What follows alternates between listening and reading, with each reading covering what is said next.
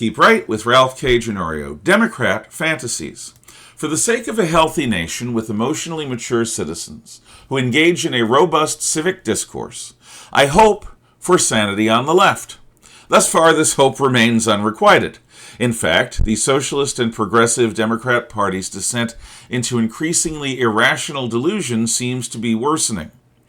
Leftist talking heads are railing that Donald Trump is engaged in, quote, unprecedented lawfare, unquote, against his political opponents, because Letitia James, Jim Comey, and John Brennan are being brought up on charges. It's astonishing that they can do so with a straight face, given the genuinely unprecedented weaponization of Biden's FBI and Justice Department in collusion with blue state officials against Donald Trump that was happening less than a year ago. Trump was tried on technicalities on charges that had passed their statutes of limitations in courtrooms presided over by partisan hacks. He was found guilty, impeached twice, and harassed in his home and person, all in a desperate hope to render him ineligible to run for the presidency in 2024. Agents provocateurs in the FBI sparked the intrusion into the Capitol building on January 6, 2021, providing a Reichstag fire-type pretext for Biden to coordinate with big tech to silence conservative voices on the internet. Does anyone remember the extermination of the Parler app? Or the heavy-handed censorship on Facebook and pre-Elon Twitter? Yet today's leftists imagine that Americans have no memory of their recent excesses. The fantasy of a constitution-shredding Trump is touted completely out of context and is characterized out of any objective proportion, all to feed the fantasies of their Marxist base. Civil discourse has once again become the watchword for Democrats and their fellow travelers, at least when they talk about Republicans. How dare Trump meme about dropping sewage onto No Kings protesters from an F-18 Hornet while wearing a crown? How dare he countenance the overlay of sombreros and cheap mustaches onto Chuck Schumer and Hakeem Jeffries while AI fakes they're admitting that everybody hates Democrats with mariachi music in the background? How vulgar and crude they cry. How unpresidential. Yet, Joe Biden stood in front of a blood-red backlit facade with armed Marines behind him, warning in the most Hitlerian address I have ever seen from an American president that Trump and, quote, ultra-MAGA Republicans, unquote, like myself, were today's National Socialists, an existential threat to our democracy. This castigation of Republicans as Nazis is nothing uncommon. It has been the central theme of Democrat propaganda for at least the past 3 years. Yet, to those sensitive souls, sophomoric videos are more consequential in undermining civility than literally calling Trump Hitler and demonizing conservatives as being Nazis. Such poison has its consequences. We have seen more assassination attempts against this president than at any time since Squeaky Fromm and then Sarah Jane Moore attacked President Gerald R. Ford exactly 50 years ago. Charlie Kirk was murdered on camera for daring to engage in open conversation with passersby on college campuses, now typically closed to any views that dissent from leftist orthodoxy.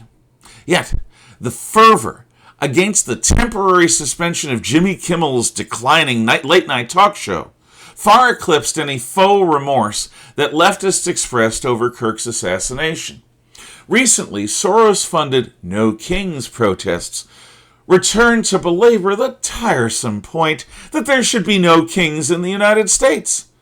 Trump's actions to fulfill his campaign promises to end illegal immigration, deport illegal aliens, drain the swamp, the permanent and until now unaccountable federal bureaucracy, restore law and order, end the drug crisis, improve the healthiness of our food supply, decouple from China, restore American strength, and wherever possible bring peace, were all mischaracterized as somehow monarchical. Trump has indeed seen real success since taking office on all of these fronts. He has done more to dramatically reshape our federal government than anyone since Franklin Delano Roosevelt's first 100 days back in 1933. In fact, Trump's reforms may be the most consequential since Abraham Lincoln's during our Civil War.